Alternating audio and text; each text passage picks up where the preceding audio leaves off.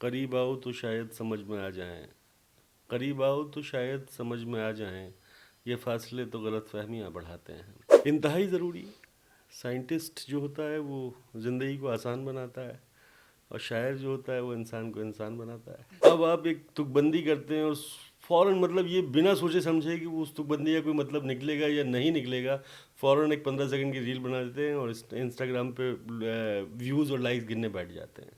अभी हमारे समाज में ये जो अवेयरनेस है ये लाने की ज़रूरत है कि आर्टिस्ट का भी एक घर बार होता है, उसको भी पैसे की ज़रूरत होती है, और वो अगर आपको आपकी ज़िंदगी का एक जो अहम खला है उसको भरने के लिए अगर वो मेहनत कर रहा है तो आप उसको पे करें। आप चाहते हैं कि वो पासेस मिल जाएं, फ्री में चले जाएं, फ्री इवेंट हो जाएं।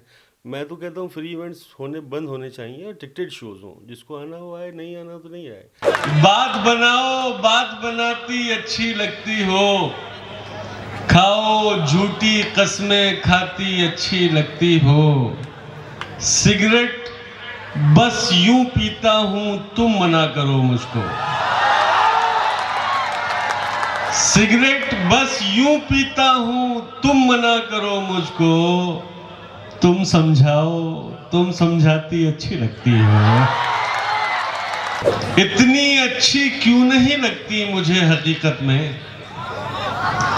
इतनी अच्छी क्यों नहीं लगती मुझे हकीकत में, जितनी मेरे ख्वाब में आती अच्छी लगती हो। और इतना हंसी होकर भी आखिर कौन ना इतराए, इतना हसीन होकर इतना हंसी होकर भी आखिर कौन ना इतराए, तुम इतराओ, तुम इतराती अच्छी लगती है। अरे वाह वाह वाह वाह।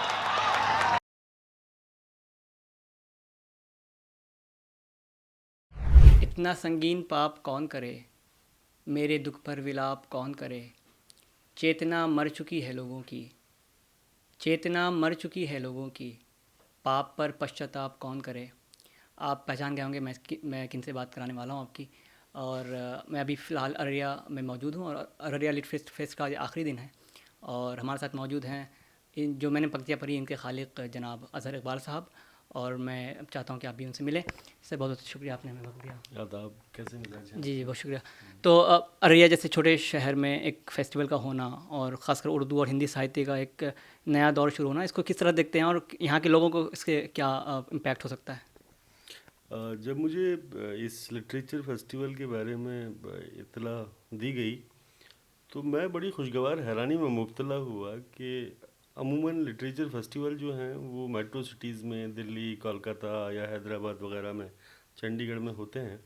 अररिया जैसी छोटी सी जगह पर इस कदर बड़ा अदबी मेला, इतना बड़ा लिटरेचर फेस्टिवल होना, ये वाक़तन बहुत एक अच्छी शुरुआत है।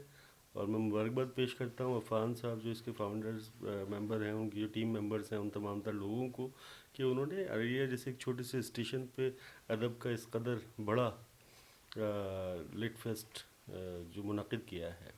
जी, तो मैं आपकी शायरी पे कुछ बात करना चाहता हूँ। मैं क्योंकि आपने भी एक नया एक ट्रेंड शुरू किया कि उर्दू में आप हिंदी शब्दों का बहुत इस्तेमाल करते हैं और मतलब कोई अगर सुन रहा है तो उसे ये पता नहीं है कि कौन गज़ल के शेर हैं या कोई कोई कविता का कोई पंक्ति है। आपने दोनों को बहुत अच्छे से मिक्स किया है, तो उस पर क्या वजह थी और इससे आप क्या पैगाम देना चाह रहे हैं लोगों को? देखिए, वो एक सबका शेर है कि करीब आओ तो शायद समझ में आ जाएं, करीब आओ तो शायद समझ में आ जाएं, ये फासले तो गलतफहमियां बढ़ाते हैं। तो ज़ुबानें करीब आएंगी तो लोग करीब आएंगे, और बेसिकली मैंने नया कुछ नहीं किया है। ये हमारी पुरानी रिवायतें हैं, हमारे पुराने ट्रेडिशंस हैं, जिनको रफ्ता रफ्ता अलग किया जा रहा था एक सियासी उसमें पस मंज़र में। तो मैंने उसको बस उसी फॉर्म में लाने की कोशिश की है जिसमें खड़ी बोली से वो उर्दू निकल के आती है, और तमाम संस्कृत नेश्ट या जो भी आम फहम ज़ुबान में बोले जाने अल्फाज वाले अल्फाज थे उनका इस्तेमाल था। आप देखें रघुपति साहब फिराक गोरखपुरी साहब के यहाँ जब वो आप रुबाइयात उनकी पढ़ते हैं तो यही लफ्ज़ियात है। तो मैंने कुछ इसमें नया नहीं किया है, बस मैं जो मेरे बुज़ुर्ग हैं, जो असातिज़ा हैं, उनकी ट्रेडिशंस को फॉलो कर रहा हूँ जो लोग कुछ अरसे से भूल गए थे। समाज को जोड़ने के लिए शायरी का क्या रोल हो सकता है? इंतहाई ज़रूरी साइंटिस्ट जो होता है वो ज़िंदगी को आसान बनाता है, और शायर जो होता है वो इंसान को इंसान बनाता है। तो ये तो एक हेल्दी सोसाइटी बनाने के लिए शायरी इंतहाई ज़रूरी है। कविता तो मनुष्य को मनुष्य होने की प्रेरणा देती है। मन के समस्त भाव जब किसी कोने में निष्क्रिय पड़े होते हैं तो कविता उन्हें जागृत करने का काम करती है। और मेरे ख्याल से इंसान और हैवान में यही एक बड़ा फ़र्क है कि हम लोग शायरी सुनते हैं, शायरी पसंद करते हैं, हम लोगों को नहीं पता है इसके बारे में। जी, एक और चीज़ कि शायरी और सियासत किस तरह से साथ चल सकती है, उसका क्या रोल हो सकता है सियासत की दुनिया में शायरी का? बहुत अहम किरदार रहा है हमेशा। आप देखें जितने बड़े जो लीडर्स हुए हैं हिंदुस्तान में, तो तकरीबन वो सब जवाहरलाल नेहरू से लेके और अटल बिहारी वाजपेयी, इंद्र कुमार गुजराल, बहुत सारे प्राइम मिनिस्टर्स ऐसे थे जिन्होंने संसद में बहुत शायरी का माहौल बनाए रखा और वो ख़ुद भी लिखा करते थे। जी, तो ये तो बहुत ज़रूरी है। और जो बात आप तकरीर में नहीं कह सकते वो एक कपलेट में कह देते हैं, एक शेर में कह देते हैं।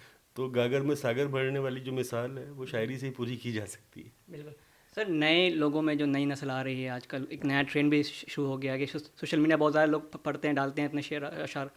तो नए लोग जो हैं, ख़ासकर जो लड़के अभी कॉलेज में हैं या लड़कियां कॉलेज में हैं या स्कूल में, वो चाह रही हैं कि कुछ लिखें, कुछ पढ़ें और कुछ नया सीखें, शायरी की दुनिया कुछ करें। वो कहाँ से स्टार्ट करें और कैसे स्टार्ट करें? क्योंकि मैं भी दिल्ली में काफ़ी साल रहा, तो वहाँ भी ओपन माइक का एक रिवाज है और उसमें बहुत सारी ख़राबियाँ भी हैं, अच्छी चीज़ें भी हैं। इसको लोग कैसे डॉज करें, कैसे इसको आगे बढ़ें और कहाँ से शुरुआत करें? हमारे साथ मसला ये है, जो जेन एक्स है या जेन जी है, वो बहुत जल्दी शोहरत हासिल करना चाहते हैं। मैं अक्सर एक वाक़या बयान करता हूँ।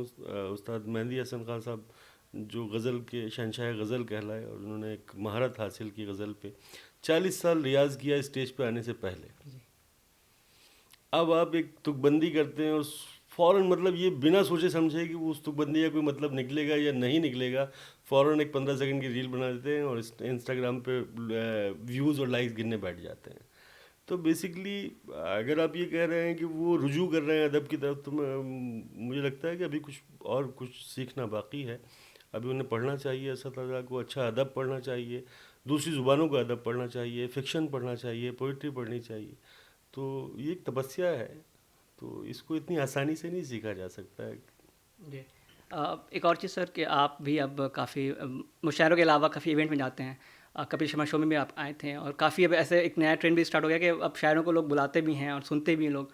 तो वो एक नया चीज़ है और क्या आप शायर के हालात बेहतर हो गए हैं पहले के कंपैरिजन में? अभी भी बहुत ज़्यादा स्ट्रगल है शायरी में, या किसी भी आर्ट फॉर्म की बात करें, आप थिएटर की बात करते हैं, पैसा नहीं है बिल्कुल भी। लोग एंटरटेनमेंट तो चाहते हैं, लेकिन इस शर्त पे कि पैसा ना खर्च करना पड़े।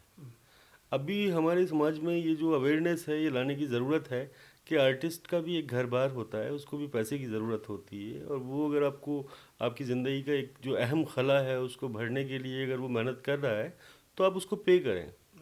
जी, आप चाहते हैं कि वो पासेस मिल जाएं, फ्री में चले जाएं, फ्री इवेंट हो जाएं।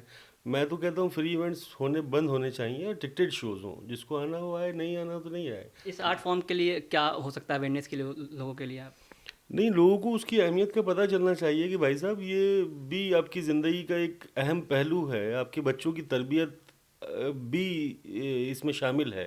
आप थिएटर देखते हैं, कहानियाँ सुनते हैं, दास्तान गोई सुनते हैं, शायरी के इवेंट्स में जाते हैं, तो आपको उनको पे करना चाहिए और आपको एक ज़हनी तौर पर तैयार होना चाहिए कि ये इवेंट्स जो हैं वो ज़्यादा तादाद में हों। हम स्पॉन्सर तलाश करते रह जाते हैं। ऐसा लगता है जैसे कोई मतलब क्या ही बताऊं मैं आपको कि एहसान किया जा रहा किसी आर्टिस्ट पे चैरिटी के लिए। तो ये तो आपको मतलब अपनी जिम्मेदारी समझ के टिकट्स ख़रीदने चाहिए। सर आखिर में अपनी पसंदीदा कोई अशार अगर आप सुना चाहें तो? मुझको इस वक्त अज़ियत से निकाले कोई, मुझको इस वक्त अज़ियत से निकाले कोई, मेरी खामोशी को आवाज़ में ढाले कोई। करती रहती है कोई भीड़ ताक़ुब मेरा, करती रहती है कोई भीड़ ताक़ुब मेरा, डरता रहता हूँ कहीं मार न डाले कोई। बहुत शुक्रिया, थैंक यू। तो ये थे जनाब अज़हर इकबाल साहब और रेडियो फेस्ट में पहली बार इनका आना हुआ है और इसी तरह के कंटेंट देखने के लिए आप मैं मीडिया देखते रहिए। बहुत बहुत शुक्रिया।